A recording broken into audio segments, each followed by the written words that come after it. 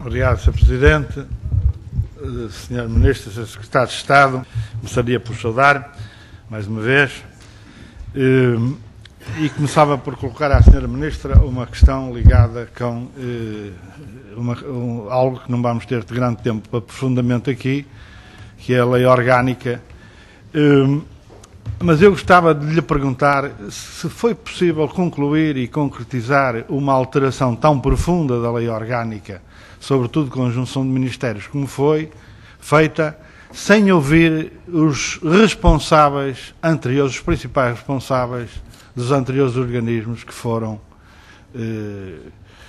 digamos assim, agora estruturados de uma forma diversa. Concretamente, estou-me a referir à queixa de um diretor-geral do Instituto Geográfico Português, que diz que a Sra. Ministra, ao longo de 7 meses, não teve tempo para o ouvir, conversar com ele sobre as suas ideias, independentemente das respostas que fossem sair. E dito isto, a Sra. Ministra passaria ao problema da origem do requerimento do PCP. Ao longo de vários anos de oposição do PSD e do CDS, foi nesta Casa e particularmente nesta Comissão,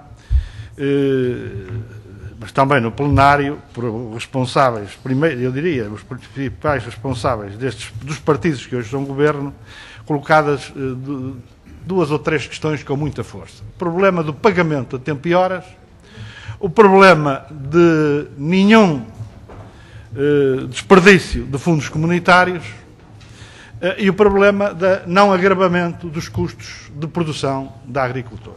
Ora, eu julgo que estas questões, bem sendo postas em causa em maior ou menor grau.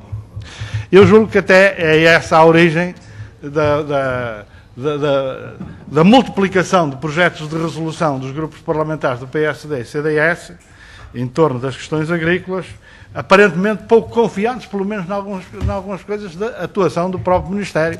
Estou-me a lembrar dos projetos de resolução em torno do leite, em que têm dúvidas sobre a defesa do Ministério relativamente à luta contra o fim das cotas leiteiras, ou agora, algo que vamos discutir amanhã, um conjunto de projetos de resolução sobre o chamado fogo bacteriano. Eu até começava por fazer uma pergunta: o que é que o grupo de trabalho que a Sra. Ministra nomeou para o efeito está a fazer? Mas parece que estes grupos parlamentares não estão muito seguros da intervenção do Ministério.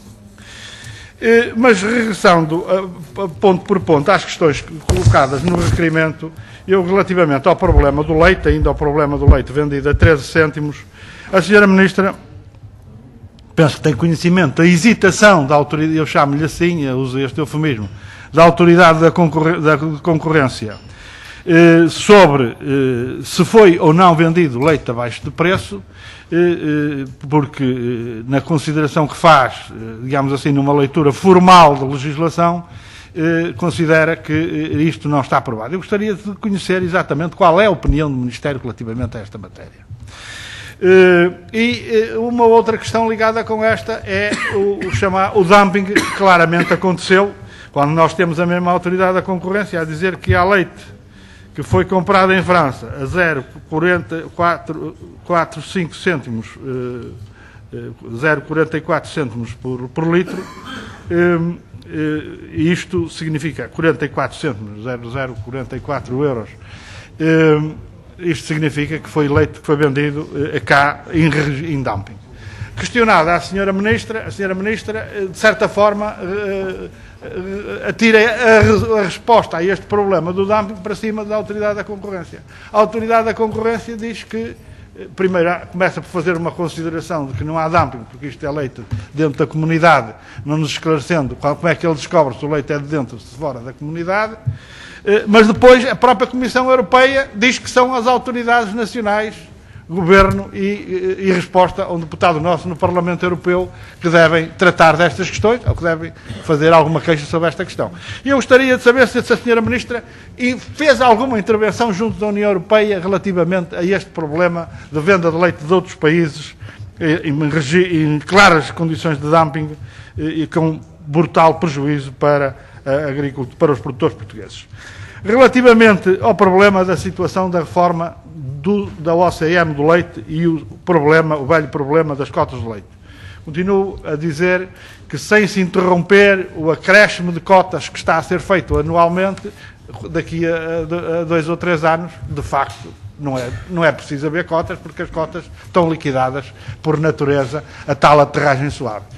Gostaria de saber que medidas é que foram tomadas pelo Governo, até em resposta aos projetos de resolução que aqui foram aprovadas, propostas pelo PSD e pelo CDS, para defender as cotas leiteiras e, sobretudo, interromper este processo.